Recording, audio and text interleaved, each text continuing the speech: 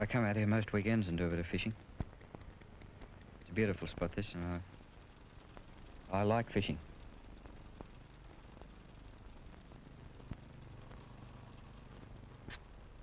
Jill doesn't like fishing. Yeah.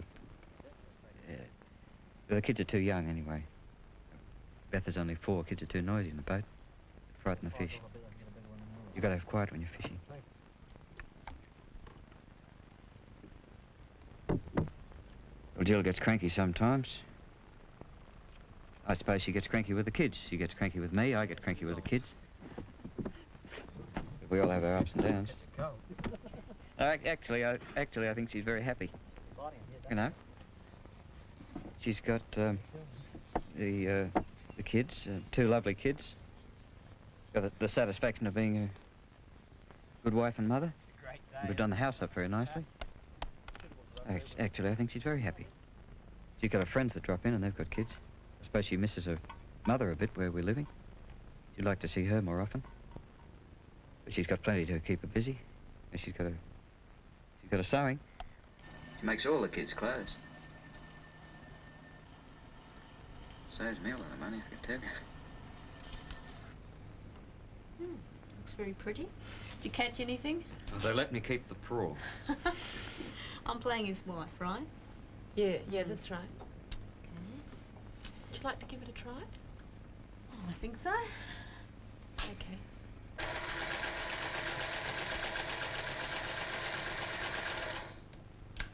Do you ever get any time to yourself? Time to myself? You're joking? You know, with 2 little kids. And they're always around under my feet and I have to do things for them all the time. The only time I really get is when they're down having their afternoon sleep. I can come in here and do what I really like, you know, the sewing, because I'm not good at it. But I like to design things for myself and just have a potter around. Saves a little bit of money too. And the kids, they don't bother Jim, but he likes to go out fishing. And I think he'd like me to go out sometimes. But the water gets choppy and I am a hopeless sailor. You know, I don't really like going out at all. I don't mean I don't like going out with Jim, you know, because occasionally he takes me out and we have a fantastic time. I suppose that, well, the one day I get a week would be Thursdays, and then I can borrow the car and take the kids down to playgroup, and they love it. They've got little friends there and I can get to talk to all the other mums, and I really look forward to it, you know, it's beautiful. But the rest of the time, Debbie, well, I'm just flat out. Mark it. End slate 16, take 7. How's that? Oh, flip the camera. Okay, Jill. Is that how you really feel? No. But, well... isn't that what you want? I'm just a bit worried. Well, do you feel like that? I mean, you've got kids. You just seem awfully happy. Yeah, but I'm taking a characterisation from Jim and he seems to think I'm happy. Yeah, but do you reckon that that necessarily means that you're as happy as he thinks you are? Do you want to drop a reality? Chili dum dum boy. Go chili dum dum boy. Look at iPhone. Go chili dum. Don't bang on the table. They take up a lot of your time, don't they? Yeah, that's the way with kids. You know, next year when Beth starts school, I'm just thinking about getting someone to mind Kate. It'd be marvellous. Though Jim doesn't like leaving with anyone we don't know. Do you ever get any time to yourself? Oh, not a lot. I get a bit, but, you know, not as much as I'd like. And last week, well, I was sick, and I would have really liked someone, you know, to look after them. Nobody. So they just won't stay out here on their own. I've got to be with them all the time, because they roam around and Kate turns on taps, and just got to be out here with them. Just, you know, the feeling you just like to stay in bed and have a nice rest. What about Jim? Does he ever help with the house? Well, he does. He does dishes and he takes out garbage, but, you know, I think he thinks he's doing more than he is. But, well, he's a lovely husband, you know. I love him, and I love the kids. He loves the kids. Oh, yeah. You know, you get mad schemes you'd like to leave them, but, oh, you can't. Imagine me just sort of saying to Jim, well, look, there's the fridge and there's the nappies and tough about your fishing, and just leaving. No, I couldn't, could I? Okay, Kat. Seems short. That's better. It's better. It was Zilla. But I mean, are you really angry? I mean, do you think you can you leave them, really? Well, you'd like to, but, you know, you just can't think about it too much or you might do it. Do you ever get really mad? I mean, do you ever really get mad and think about leaving them? He does seem like you're having a bit of a whinge, that's all at this point. Well, do you want to sing it for real? You know, seriously, a full blast. When you're angry? Yeah. Cigarettes. I am sick and tired of cigarettes and ashtrays. What are you doing there, Beth? Beth, did you draw in that book? No. Then who did it? Go into your room. Go on. Go into your room. I'm sick and tired of you kids. Mess it, they make. I'm fed up with this. Bloody Jim gone fishing all the time, every weekend. And I am tired of it. I'm not going to do it all the time, clean up after his bloody mates. Out there like school kids. You wouldn't know it. Saturday. Can't get the bloody car. Just left here on my own every weekend with them. Get back in there, Kate. I have told you, just keep away from me, all right? Just leave me alone. Get out. Bloody kids. He's never here, never home. I am going to tell him, I'm going to tell that man when he walks in here tonight, I am just going to look him straight in the eye and I am going to tell him just what I think. He's going to be told. Okay, cut. That's terrific. That's really terrific. That's pretty right, isn't it? Yeah, fine. Bit much, isn't it? Someone had to tell him, didn't they? Yeah, tell him what? Do you think all that swearing's necessary? You know, all the guy did was go fishing, right? No fair income.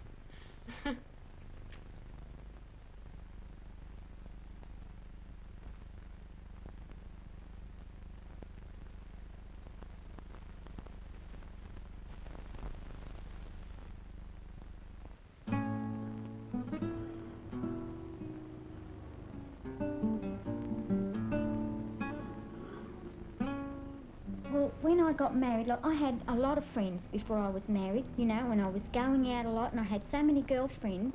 But when I got married, I didn't see any of them. And I sort of went into my own shell, looking after the children, you know, and there was money problems and there was husband problems and all that, you know. And you sort of just draw yourself inside and you lose all the confidence that because going out gives you confidence.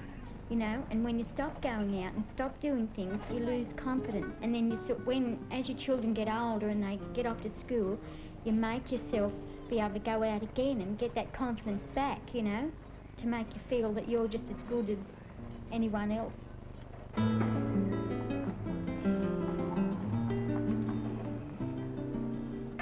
I know women being at home all the time, from my own experience, you get very shy and sort of frightened to go out the front door sometimes, but you've got to make that effort to get out. Once you've made that final step, you're out. You know, some days you don't feel like going. Some days I've got, you know, a few other things to do. And the girls sort of allow me for transport. We just sort of get down there and I'm gliding down with them.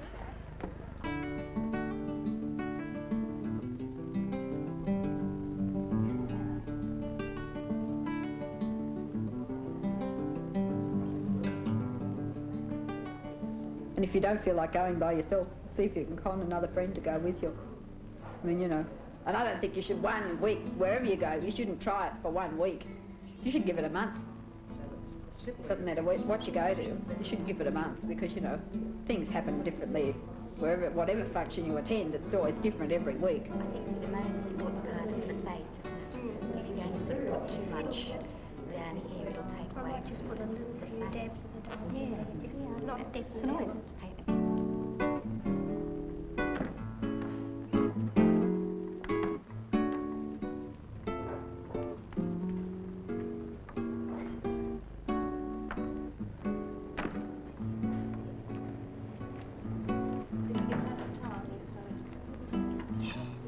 I think my husband has realised now that you have to have an outlet after a lot of brain bashing and, you know, because I think they just think that you're nagging half the time when you're trying to tell them something. They can't understand that you need friends, you know, like, oh yes, Helen comes over, but that's not out. I mean, as I say, if it's just around to the local hall, that's out. You know, if you've just got to walk there. And I said to him, well, it's all right for you. I said, you've got your mates to talk to. Oh, but he says, you know, I don't talk to them all that. I said, well, they're there if you want to talk to them. This is it. Where you're here, there's nobody to talk to. You can't carry on a conversation with a 4-year-old or something, you know, like things you want to talk about.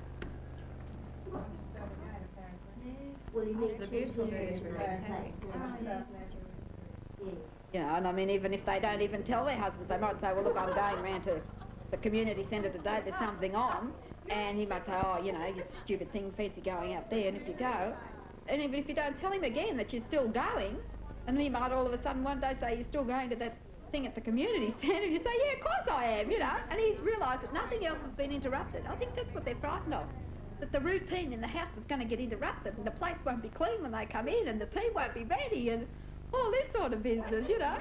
Whereas, you know, or if you just go and then you say about a month later, I've been going to so-and-so for a month. Oh, have you? What you go there for? You know, and all this sort of junk. I think that's the only way that you're going to get around husbands like that. I mean, not be deceitful about it, but just, you know, if you mention it and they scream, like my husband used to scream, it's like, mate, I'm going, you know.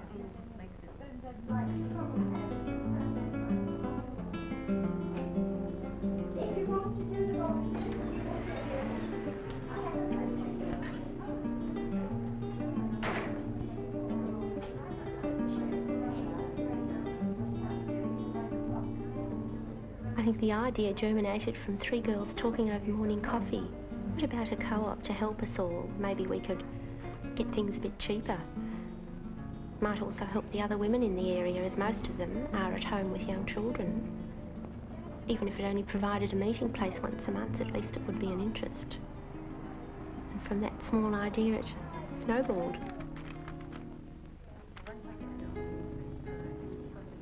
Well, my involvement mainly has been since I heard about the shop.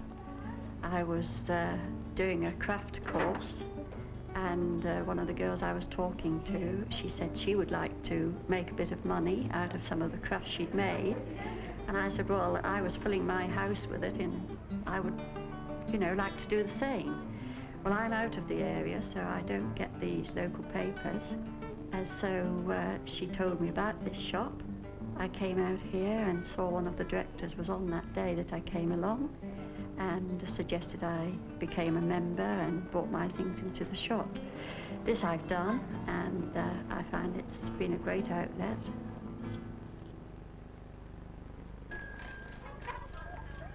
Well, I went to visit a playgroup at Neutral Bay, and I came back thinking, we need something like that in this area. We're all living in our little boxes. We just see one another walking past and say hello and pass the time of day. And that's as far as it ever goes. We're not a community. There's no interaction between people in the community. And so I sort of thought about it, and I thought about starting this playgroup, and I needed a bit of a boost, though. I felt, you know, it's not much point in going into it if I'm not going to have a response. So I started talking to people as I was at the shop or something like this and saying, would you be interested? And about 10 women came to the first meeting, and we worked out what we'd like to do. And I found the hall, not just up the street, because it's very important that people don't have to travel very far. That has to be in walking distance if possible. And also that the people sort of live near one another so that they can build up a relationship with one another. We all tend to feel rather guilty about doing something for ourselves.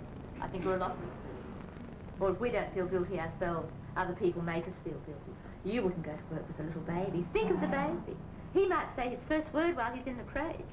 He said his first word. He said it 3,000 times in the last week. Dad, dad, dad, dad, dad. I think the centre was set up to help women find themselves more fully, to through education or activities of some sort. It has proved its point. I feel like Maureen, a lot more confident now than I used to be, believe it or not.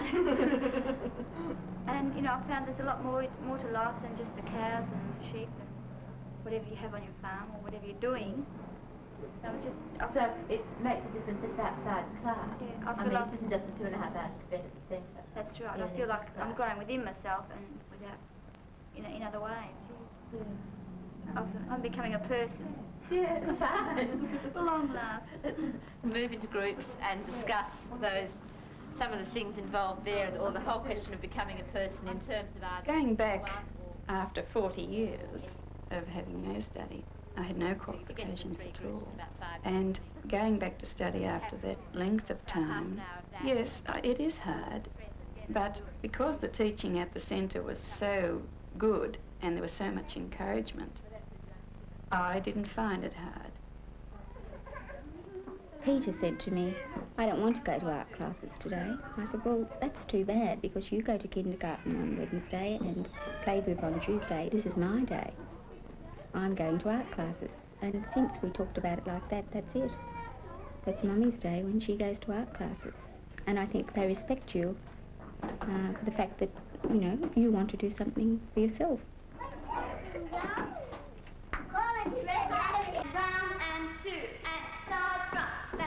Well, I'm just different in the way that I've got more confidence, that's all I can say, in myself. I'm not different to the children in any way, but since I tried to help myself, I feel better in myself, you know?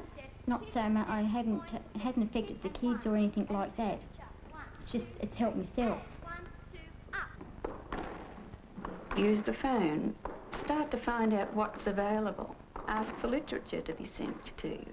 You can ring up these people or the radio program and to say, is there anything available? Start to realise that you are a person and it makes you 10 times the person you were. A 10 times more interesting person.